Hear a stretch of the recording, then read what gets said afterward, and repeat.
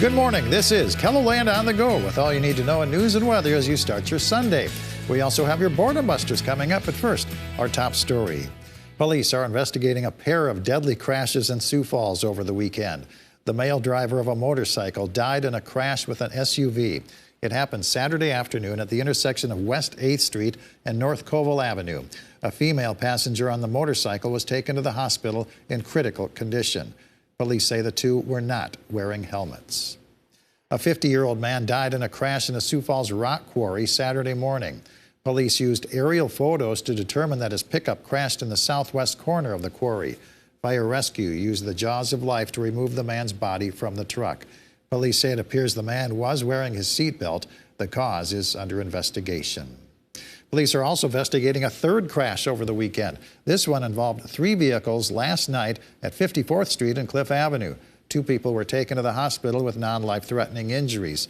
Police say one of the drivers is facing several charges connected to the crash, including DUI. A Sioux Falls couple is honoring their daughter's passion for gymnastics to help others in the community. 12-year-old Briella Welsh was diagnosed with a brain tumor in November. She died last Monday. Her parents, Jim and Jody Welsh, say their daughter was a kind and generous person who loved giving gifts. In honor of Briella's memory, her parents, along with her extended family, started a foundation to share her story of determination, strength, and faith. The money raised will go toward providing gymnastics scholarships. We just want to give back to the gymnastics community because I know Briella would want it. And they have meant so much to us through this journey. They have supported us in amazing ways. Wings Academy will host an annual gymnastics meet that honors Briella in collaboration with the foundation. An important resource for students facing food insecurity has a new location on the campus of the University of Sioux Falls.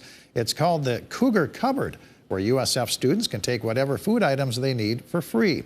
It started out as just a few shelves on the lower level of the library. Now it has its own dedicated space in a room just down the hall. There's even a fridge and freezer now to store the food.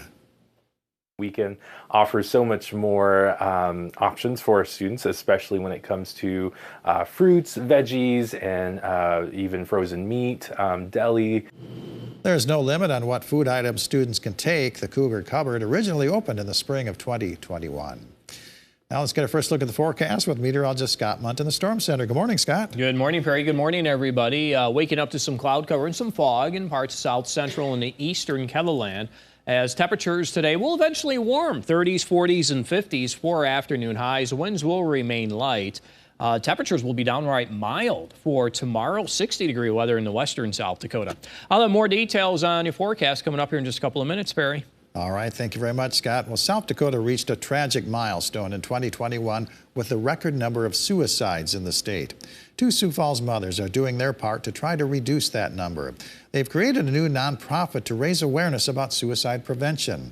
We'll tell you how Live Inspired 365 is helping local mental health care services in tonight's Eye on KELOLAND at 10.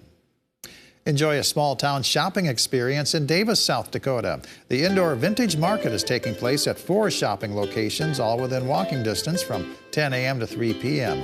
Items for sale include antiques, vintage, salvaged, upcycled furniture, and home decor. The Black Hills Sports Show and Outdoor Expo wraps up today at the Monument in Rapid City. More than 100 dealers and vendors are showcasing their products and services from 10 a.m. to 4 p.m. Mountain Time. Admission is $10 for adults, $5 for children, and $24 for a family pass. The Cross Threads Fiber Guild is hosting Fiber Fun at the Old Courthouse Museum in downtown Sioux Falls. Everyone interested in knitting, crocheting, and needlework is invited to work on projects from 1 to 4 p.m. or just enjoy the company of fellow fiber friends. And Great Bear Ski Valley is hosting skiing and snowboarding races from 1 to 3 p.m. Skiing and snowboarding hours are open to the public from 9 to 6, 2 bingos from 9 to 4:30. Scott? And in weather, we may have some cloud cover for this morning, otherwise mostly sunny to partly cloudy later this afternoon. Mainly clear tonight. Areas of fog may develop, and then we are looking at plenty of sunshine tomorrow and mild air too. 50 and 60-degree weather tomorrow in central and western South Dakota. But this all comes to an end later this week.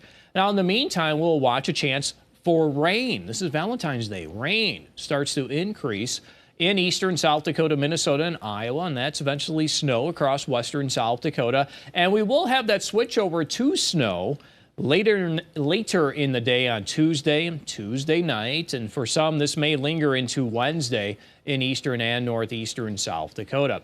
And then there's another one on the heels of that one that can bring in another snow chance, but right now that one looks to stay to our south. Now this is our precipitation forecast, giving at least a ½ inch, and a lot of that again falling in the form of rain in eastern South Dakota, Minnesota, and Iowa. What about the amounts of snow? Well, you know, we could see at least 3 inches in south central to northeastern South Dakota, as well as western KELOLAND. And the snowfall forecast is trying to show that as well, with, you know, on average, I would say 2 to 4 south central South Dakota into eastern and northeastern KELOLAND. And I mentioned that storm system Wednesday evening going into Thursday. Right now, it looks like a lot of that should stay to our south.